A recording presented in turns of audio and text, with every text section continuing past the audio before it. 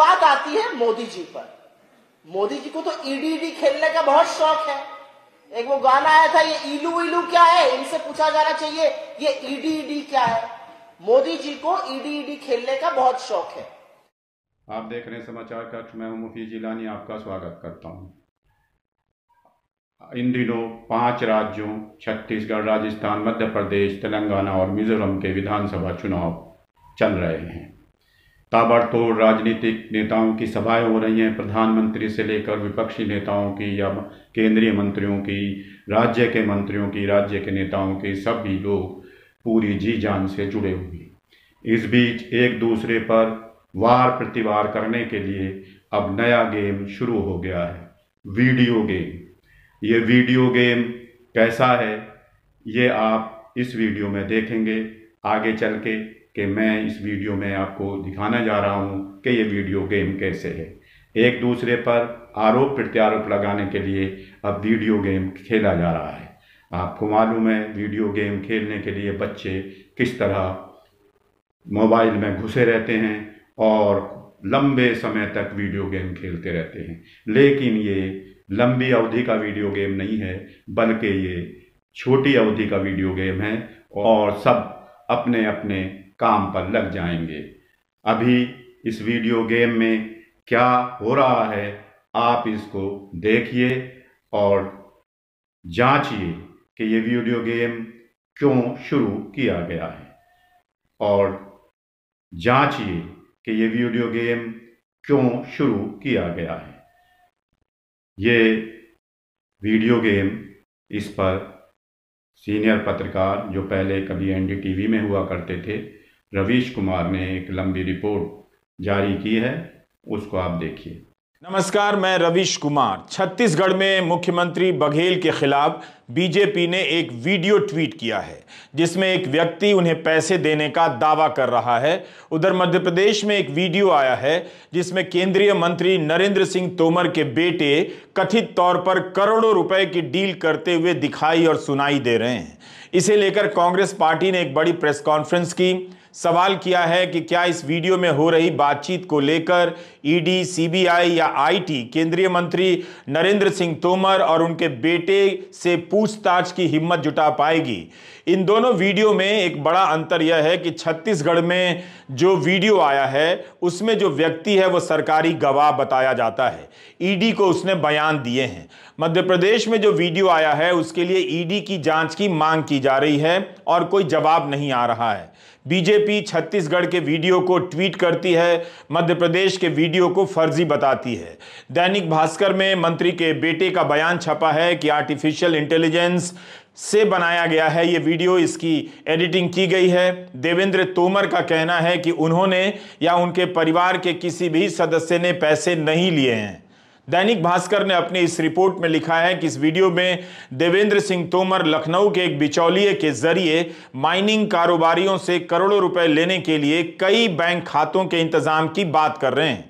Phone पर बिचौलिया उनसे हर हस्तांतरण के लिए कई बैंक खातों की मांग कर रहा है, पैसे देने का समय पूछ रहा है। दावा किया जा रहा है कि कोई त्यागी सरनेम वाले व्यक्ति हैं जो रिजर्व बैंक से सेवानिवृत्त हैं, उनके जरिए पैसे की बातचीत हो रही है। कोई पार्टी है जो 100 करोड़ देने के लिए तैयार है। इस तरह के ब्यौरे हैं। कांग्रेस पार्टी ने जांच पूरी होने तक के लिए नरेंद्र सिंह तोमर के इस्तीफे की मांग की है। कांग्रेस प्रवक्ता सुप्रिया श्रीनेत ने प्रेस कॉन्फ्रेंस में पूछा है कि इस पर मोदी जी, अमित शाह और शिवराज जी क्यों चुप हैं? क्या सीबीआई, ईडी नरेंद्र तोमर के घर जाएगी, छापे मारेगी? अभी तक यही हो रहा था कि ऐन चुनाव के वक्त विपक्षी मंत्रियों या नेताओं के यहां से ऐसे वीडियो निकाल लाए जाते थे, गोदी मीडिया उसे लेकर हवा बनाता था, बाद में उस वीडियो का कुछ पता नहीं चलता था। बीजेपी के कई मंत्री प्रेस कॉन्फ्रेंस कर देते थे, बयान देने लग जाते थे और पूरा हंगामा मच जाता था। सभी मंत्रियों के, नेताओं के बयान चलाए जाने लगते थे, जबकि एक ही काफी होता और इस तरह से माहौल बनता। अब तो यह कांग्रेस ही बता सकती है कि सुप्रिया श्रीनेत की प्रेस कॉन्फ्रेंस कितने चैनलों पर चली है और अखबारों में अगर छपेगी तो कहां कहां छपी है। इसके लिए कांग्रेस को ही मेहनत करनी पड़ेगी। अब बात आती है मोदी जी पर। मोदी जी को तो ईडी खेलने का बहुत शौक है। एक वो गाना आया था, ये इलू इलू क्या है, इनसे पूछा जाना चाहिए ये ईडी क्या है। मोदी जी को ईडी खेलने का बहुत शौक है। जब घबराते हैं और बौखलाते हैं और संकट में होते हैं तो हम और आप अपने इष्ट को याद करते हैं, वो ईडी को याद करते हैं। और जो नंगा नाच ईडी ने राजस्थान से लेकर छत्तीसगढ़ में चुनाव के दौरान किया है, वो सबके सामने है। मनगढ़ंत आरोप लगा लगाकर ईडी को छोड़ा हुआ है मैदान में, और ईडी ये चुनाव लड़ रही है भाजपा के बिहाफ पर। तो ईडी खेलने का इतना शौक है, तो आज सवाल यह है कि जब वीडियो प्रूफ यहां पर अवेलेबल है, ईडी कब आएगी नरेंद्र सिंह तोमर के घर पे? सीबीआई और इनकम टैक्स कब आएंगे नरेंद्र सिंह तोमर के घर पे? कब पूछताछ के लिए देवेंद्र तोमर को बुलाया जाएगा? आज सवाल इन बातों का है। क्योंकि एक बात साफ है, ये वीडियो और इसकी बात सुनकर लगता है कि ये काले धन पर चर्चा हो रही है, ये अनअकाउंटेड वेल्थ पर चर्चा हो रही है, मल्टीपल बैंक अकाउंट्स पे चर्चा हो रही है, पार्सल फलाने से आ रहा है, फलाना इतना देगा, ऐसा होगा वैसा होगा, ये सारी बातें हो रही है। तो भाई काला धन पे जो प्रहार करने का बड़ा डंका बजाते हैं, उनकी ईडी, उनकी सीबीआई, उनकी इनकम टैक्स को सांप क्यों सूंघ गया? इस वीडियो को देखने के बाद भाजपा में सुई पटक सन्नाटा क्यों है? कब ईडी के टिकट कटाए जाएंगे कि वो भोपाल या ग्वालियर पहुंचे और शिवराज सिंह चौहान जी से लेकर नरेंद्र सिंह तोमर जी से पूछताछ करें? क्योंकि एक बात और भी साफ है, और यह भी बिल्कुल साफ बात है कि एक लड़का अकेले अपने दम पर सैकड़ों करोड़ों का ये पूरा गोरख धंधा नहीं कर सकता है। और मुझे कोई भी गुर्रेज नहीं है ये कहने में, मुझे जरा सा भी संशय नहीं है कहने में कि इसमें बड़े बड़े लोगों के तार जुड़े हुए हैं। आखिर कौन कौन शामिल है इसमें? क्या ये सारी कवायद बिना शिवराज सिंह चौहान जी के शामिल हुए हो सकती थी? क्या इसमें केंद्रीय मंत्रियों की साठगांठ नहीं है? ईडी के छापों ने कांग्रेस और बीजेपी को आक्रामक होने का मसाला दे दिया है। चुनावों के बीच ईडी के छापों से तरह तरह के आरोपों की जमीन तैयार हो रही है। बीजेपी के अध्यक्ष जेपी नड्डा से लेकर केंद्रीय मंत्री स्मृति ईरानी ने महादेव ऐप को लेकर अपना मुख्य राजनीतिक मुद्दा बनाया है और भूपेश बघेल पर निशाना साधा है। होटल में किसी का 5 करोड़ 30 लाख पकड़ा गया। जब धरा गया तो पूछा गया कि पैसा किसके लिए था, तो व्यक्ति ने कहा बघेल जी मंगाए थे चुनाव लड़ने के लिए। मतलब कोंडागांव की जनता को मालूम है। तो बघेल साहब से मीडिया के मित्र हैं, उन्होंने पूछा बघेल साहब आरोपों पर आपका क्या कहना है? बघेल साहब मुस्कुराए, थोड़ा सा शर्माए और कहने 500 करोड़ रुपए की बात तो गलत कही है। अरे बघेल जी, दस्तावेज में 450 करोड़ रुपया बरामद हुआ, वो भी लिखा था, क्या वो सही है? 65 करोड़ रुपया बरामद हुआ घूस का, वो भी लिखा था, क्या वो सही है? मैंने पहली बार जीवन में देखा कि कांग्रेस का नेता कहता है 450 करोड़ की घूस ठीक है, 65 करोड़ की घूस ठीक है, 500 करोड़ का भी हिसाब नहीं मिला, वो ठीक नहीं है। 30% कका तुम्हारा काम पक्का हो रहा है ना। 6000 करोड़ रुपए का घोटाला, किस बात का घोटाला? सत्ता में आने के लिए सट्टे का घोटाला, यानी सट्टेबाज भी हो गए। कोयला की तस्करी तो हो रही थी और घोटाले हो रहे थे, अब सट्टे में भी घोटाला हुआ। कितने का हुआ? 508 करोड़ रुपए का घोटाला। और जानते हैं वो असीम दास क्या बोलता है ईडी में कि ये मैं पैसा दुबई से लेकर के भूपेश बघेल को देने आया था, उसने छत्तीसगढ़ के चुनाव के लिए मंगवाए थे। कांग्रेस लगता है कि ईडी के भय से बाहर आ गई है। हर छापे के बाद वह और आक्रामक हो जा रही है। राजस्थान में ईडी के कर्मचारी घूस लेते पकड़े गए और उनका वीडियो सामने आया। अब कांग्रेस छत्तीसगढ़ में पड़े छापे को लेकर केंद्र सरकार पर सवाल उठा रही है कि 6 महीने से छापे पड़ रहे हैं, अभी तक महादेव ऐप को बैन क्यों नहीं किया गया था? जब भूपेश बघेल ने कहा कि वे कई बार इस ऐप के बैन करने की मांग कर चुके हैं, तो बीजेपी ने कह दिया कि उन्होंने कभी इसकी मांग नहीं की, राज्य सरकार की तरफ से प्रस्ताव नहीं आया। अब इसके जवाब में कांग्रेस महासचिव जयराम रमेश ने उस प्रेस कॉन्फ्रेंस का वीडियो लिंक ट्वीट कर दिया है जो दिल्ली में 24 अगस्त 2023 को हुई थी। इस प्रेस कॉन्फ्रेंस में भूपेश बघेल ने ऑनलाइन बेटिंग ऐप पर 28% जीएसटी लगाने की बात की थी। जयराम रमेश ने आरोप लगाया है कि इतनी देरी क्यों हुई, कहीं बीजेपी का ऐप के संचालकों से लेन देन तो नहीं हो गया था। सबसे बड़ी बात यह है, आप सही कह रहे हैं कि छत्तीसगढ़ में उनको आना नहीं है। पहले भी हमारे 71 सीट हैं, उनके पास 9 सीट हैं।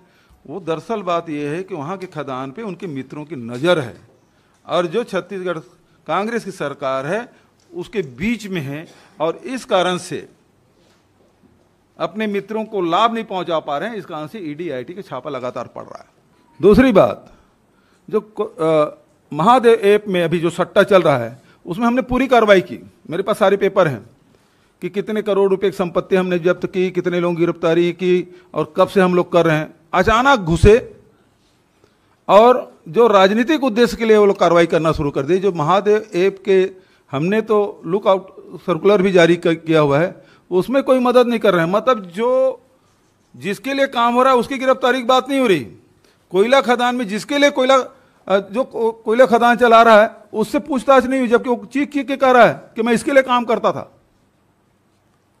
शराब घोटाले में भी वही, तीनों में एक समानता है। जो मुख्य आरोपी है, जिसके लिए जो सबसे लाभार्थी है सबसे बड़ा, उसके खिलाफ ईडी आईटी कोई कार्रवाई नहीं कर रही।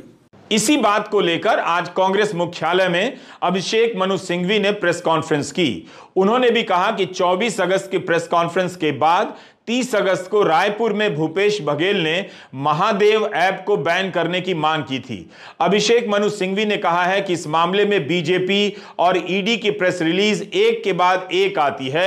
हमने इसे लेकर चुनाव आयोग से शिकायत की है कि चुनावों के दौरान ईडी की सक्रियता से बराबरी के अवसर को धक्का पहुंच रहा है, मगर चुनाव आयोग ने हमें समय रहते नहीं सुना। 6 नवंबर को सुनने की तारीख दी गई थी, लेकिन अब बताया गया है कि पहले चरण के मतदान के बाद यानी 8 या 9 नवंबर को सुनवाई का मौका मिलेगा। एक समतल जमीन जिसके बिना चुनाव निष्पक्ष और स्वतंत्र नहीं हो सकते। अगर चुनाव निष्पक्ष और स्वतंत्र नहीं हो सकते तो गणतंत्र और लोकतंत्र को खतरा होता है, और इसलिए चुनाव की वो हर प्रक्रिया जो उसकी निष्पक्षता और स्वतंत्रता को कम करती है, उसको मूल ढांचे बेसिक स्ट्रक्चर का एक अभिन्न अंग माना गया है। ये इंदिरा नेहरू गांधी वर्सेस राजनारायण के निर्णय से 1975 से आज तक लगभग 50 साल होने वाले हैं। ये एक मूल सिद्धांत है कानून का। यानी आप अगर कुछ ऐसी चीज़ करते हैं जिससे ज़मीन समतल न रहे, अनइवन हो, वन साइडेड हो, लॉपसाइडेड हो, तो वो सीधा इफेक्ट करता है बेसिक स्ट्रक्चर को। आप जानते हैं कि संविधान से भी ज़्यादा व्यापक चीज़ है। बेसिक स्ट्रक्चर एक ऐसी विशेष और विचित्र डॉक्ट्रिन है जो कहती है एक वाक्य में कि संविधान संशोधन भी असंवैधानिक हो सकता है। तो हम इसलिए आपके सामने ये कह रहे हैं कि आज जो हो रहा है, खुली छूट दे रखी है ईडी को, जो ईडी को बिना किसी सीमा के, बिना किसी प्रतिबंध के एक चुनावी प्रदेश में जाकर इस प्रकार के आरोप लगाने की, दिन प्रतिदिन आज तीसरा प्रेस रिलीज आया है ईडी का। साझेदारी का इससे अच्छा कोई प्रतिबिंब और प्रमाण नहीं होगा। और हर प्रकार के आरोप आते हैं, और ये सब चीजें 1 हफ्ते और 4 दिन पहले हो रही हैं। तो हम इसलिए हमने मांग की 4 तारीख को विस्तार से चुनाव आयोग से कि आप हमें सुनिए, हमारा रिप्रेजेंटेशन देखिए और तुरंत इसमें हस्तक्षेप करिए। अब दुर्भाग्य की बात यह है कि 5 तारीख को हमें लिखित कन्फर्मेशन आ गया है कि चुनाव आयोग हमको आज यानी सोमवार को मिलेगी 4:30 बजे, और हमारे मित्र सब हमारे साथ जाने वाले थे, आपके साथ बैठे हैं यहाँ पर, सब तैयारी थी। और फिर एक कैंसिलेशन की चिट्ठी आई कि साहब हम व्यस्त हैं, और व्यस्तता ऐसी है कि हम आपको 8 या 9 को बुलाएंगे। तो ये तो जाहिर है कि इस चुनाव का जो मूल मुद्दा हम उठा रहे हैं अभी के लिए आपके पास, और कई मुद्दे हैं, वो है समतल ज़मीन का, फेयर लेवल प्लेइंग फील्ड का, इस प्रकार से द्वेष भरे प्रेस वार्ताओं और वक्तव्यों का, तो उसको आप 7 तारीख के चुनाव के बाद निर्णित करेंगे। हमको सुनेंगे 8 तारीख को, नोटिस देंगे और निर्णित करेंगे कब? 17 तारीख को। और क्या 2 चरण के चुनाव में एक प्रदेश में एक चरण खत्म हो जाए वो कोई महत्व नहीं रखता? तो ये बहुत ही गंभीर मुद्दा है। मैं दोषारोपण की बात नहीं कर रहा, लेकिन ऐसे मामलों में तुरंत इसका अगर कोई औचित्य है और कोई इसका रेलेवेंस है, संदर्भ है, तो वो सिर्फ अभी 7 तारीख के पहले है। एक और वक्तव्य आया, देखिए, एक तो आता है प्रेस वक्तव्य। मुख्यमंत्री जी ने अभी रायपुर में कहा है कि बीजेपी ने पहले रेज किया इस वक्तव्य के बारे में, जिसमें मैनेजर, जो तत्कालीन मैनेजर था, वो आजकल अपने आप को ओनर कह के आरोप लगा रहा है बघेल साहब के ऊपर। और उस बीजेपी के प्रेस स्टेटमेंट के बाद ईडी का भी प्रेस स्टेटमेंट आया है। ये साझेदारी का एक और पहलू है। मैं आपको एक और वक्तव्य विचित्र बताना चाहता हूं।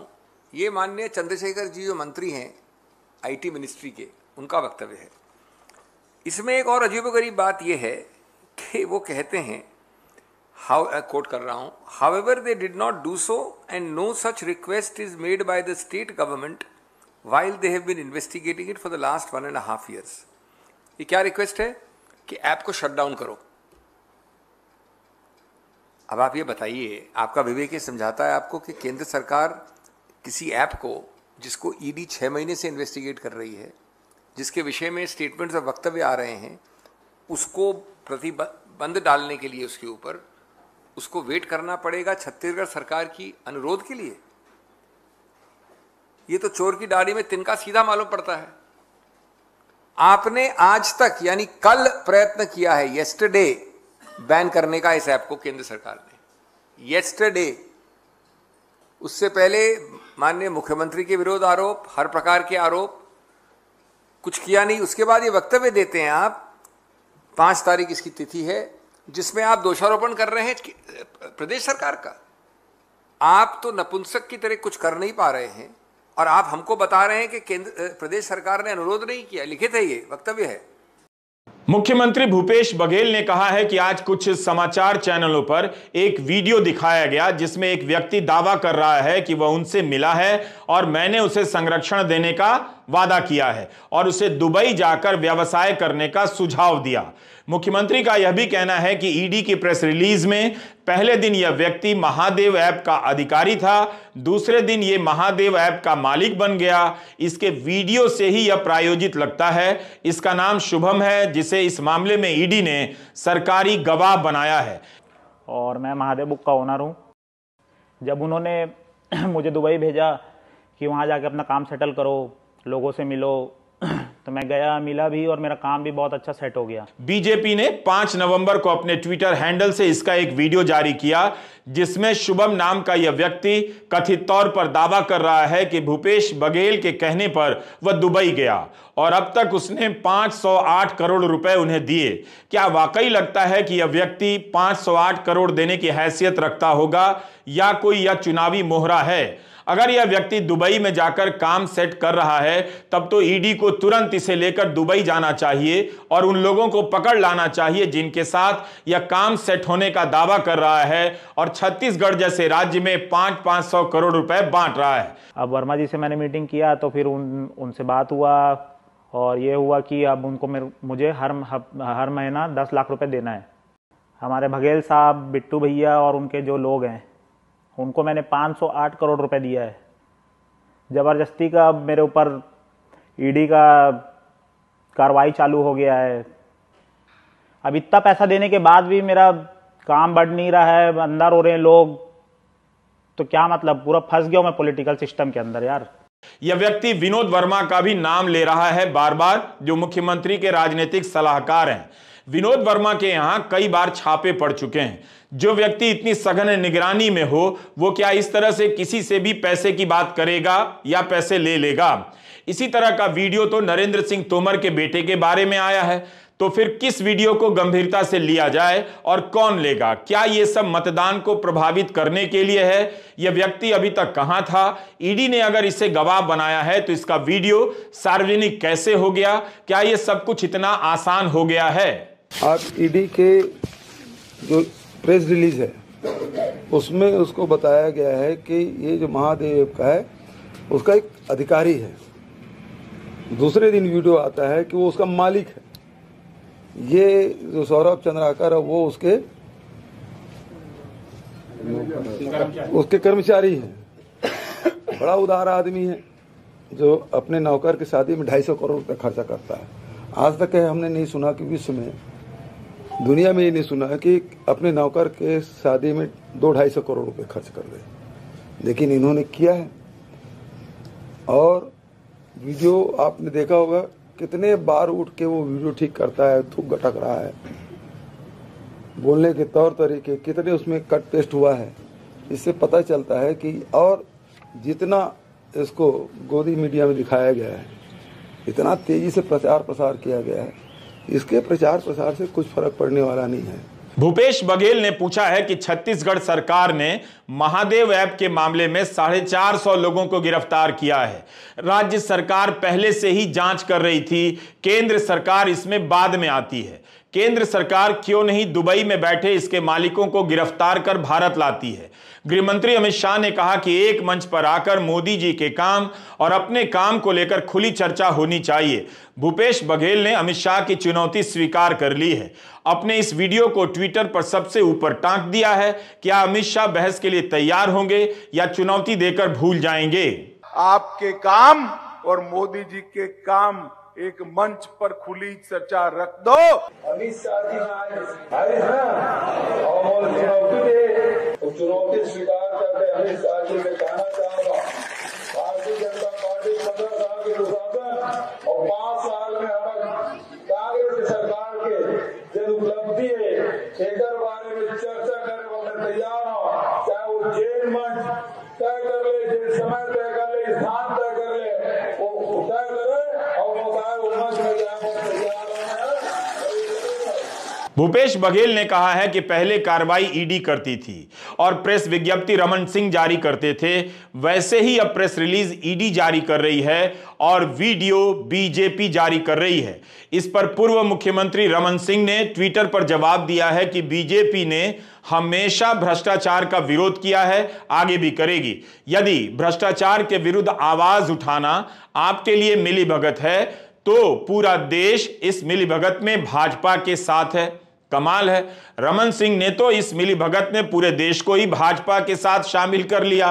तो क्या पूरे देश ने बीजेपी से कह दिया है कि ईडी को आप कभी भी बीजेपी के नेताओं, मंत्रियों, उनके समर्थकों के घर नहीं भेजिए, केवल विपक्ष के नेताओं के यहां भेजिए, वीडियो बनाइए और वायरल करते रहिए, आरोप लगाते रहिए। ईडी को कभी भी बीजेपी के नेताओं पर हाथ नहीं डालना चाहिए। क्या देश ने बीजेपी के साथ इस तरह की मिलीभगत की है?